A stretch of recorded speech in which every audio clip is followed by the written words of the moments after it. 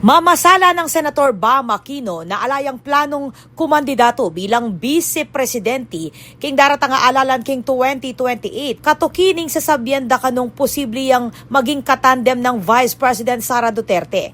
King meto nga pa siya king Facebook inyang February 19, tinanggi ng Aquino reg report parikil king Duterte Aquino tandem. Agpangkaya alang katutuan ing espekulasyon. Mihalali Aquino king Senado inyang 2025 at kasalukuyang atsuna king kana mabanuang termino. Kwalipikado ya pa iting tagal para king re-election.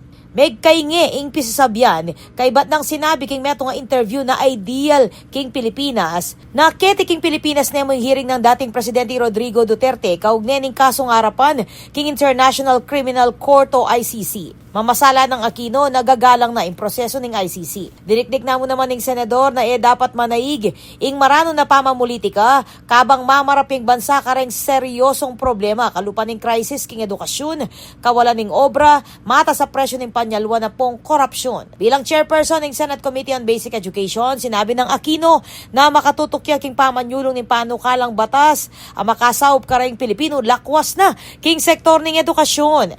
Kabilang kareng kayang inisyatiba yung Classroom Building Acceleration Program Act, ing Citizen Access and Disclosure of Expenditures for National Accountability o Kadena Act o Blockchain the Budget Bill. Aparehong inaproba na ng Senado king katlo at talwing reading. Kapag nasaning CAPT Act na pakibatan ng kakulangan king at king 166,000 na classroom kapamilatan ni pamagisan metong kareng local government unit at non-government organization ating masanting track record king pamanalakad classroom makatuki king standard ng Department of Education.